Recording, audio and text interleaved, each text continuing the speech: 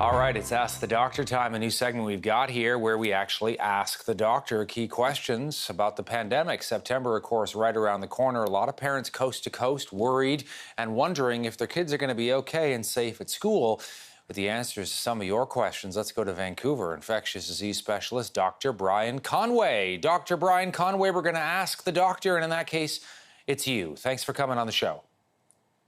Thanks for having me on again. Okay, so we're going to start with a question from Tanya, and here it is. Kids sneeze and cough, so if they're in the classroom with no mask on, germs are very easily spread. Your read on that and what she needs to know. Well, I think that if kids, teenagers are coughing and sneezing repeatedly, they should actually not be at school. And if they end up at school, they should be sent home. So what we're dealing with is occasional coughs and sneezes. We need to teach each other to sneeze into our arms, into our elbows, into our sleeves to limit the generation of droplets. And finally, one thing the virus does not have is wings. So if someone coughs and sneezes and everyone else is 2 meters away or more, and we end up being able to clean the surfaces as all current protocols are certainly mandating, then the impact of isolated coughs and sneezes can be greatly minimized. Okay, let me also ask you this question from Susan, who wants to know, since COVID-19 is very similar to a cold or a flu, how and when do you know when to get your child tested? Is everyone in the family going to have to be tested as well, Dr. Conway? Well, the key point that this raises is that as soon as flu shots are available in the fall, we need to get vaccinated. All Canadians for whom it is not medically contraindicated or prevented to get vaccinated should get a shot so that we eliminate flu from the environment.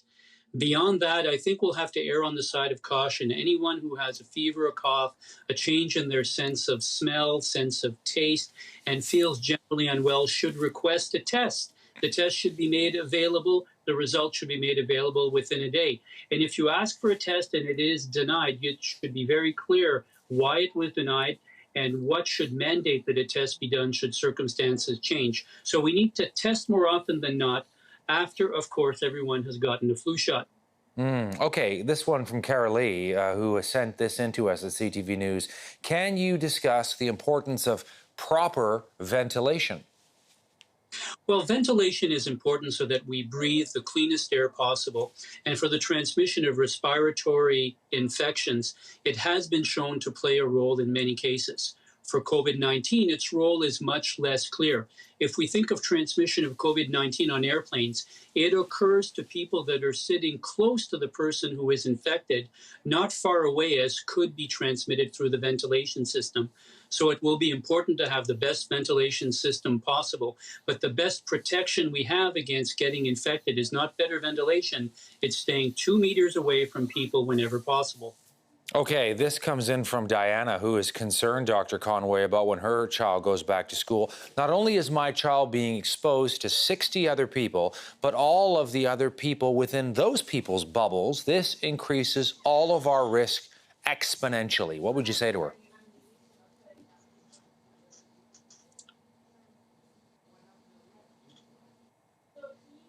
Can you hear me? Yeah, we can hear you now. Can you hear me? Yeah. So you're asking me about Diana and what happened? Bubbles. Yeah, so people's exposure being, exponential exposure. Well, we need to understand the school bubble is not a real bubble. We're still asking all of these 60 individuals, or up to 120 in a high school environment, to stay 2 meters away from each other and wear masks when personal distancing is threatened. So this isn't expanding the bubble the same way as you have the bubbles at home between one or a few families. It's really being done to limit the number of possible exposures that can occur in a school environment and to allow for proper and expedient contact tracing should a case unfortunately occur. I wouldn't understand this as expanding the bubble to 60, 120, or 180 other families. It really is a much more controlled environment at school than at home, and it does not increase the risk of transmission the same as if you were to have 60 kids in your basement at the same time. Peter is asking the doctor, would it be healthier if students wore masks in class as well as in common areas? Well, teachers and students alike tell us that wearing masks is not conducive to optimal teaching and optimal learning. And we know already from living through this pandemic for almost half a year that personal distancing is the key to limiting transmission. So what we need to do is to design the classroom to optimize the learning that our children deserve while maintaining personal distancing. Of course, if someone wants to wear a mask, they are free to do so, and they must do so if they're going to wind up being close to another individual or a teacher for any length of time. But I think that if we emphasize proper personal distancing measures, hand washing, staying home if you're sick, then wearing masks in a classroom is not necessarily needed and may reduce the quality of the education that is being received, which is what we're actually after by reopening our schools. And finally, we got a question from Stephanie, Dr. Conway, who wants to know, how will parents be informed about COVID cases that occur in school? Is that the school's job or is it the Department of Health?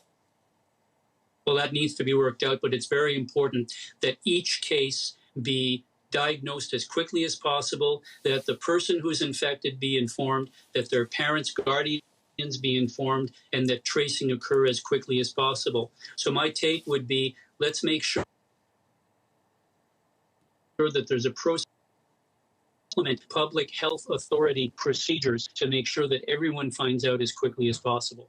Ask the Doctor with Dr. Brian Conway in Vancouver. Hey, good to have you on, and as always, stay safe.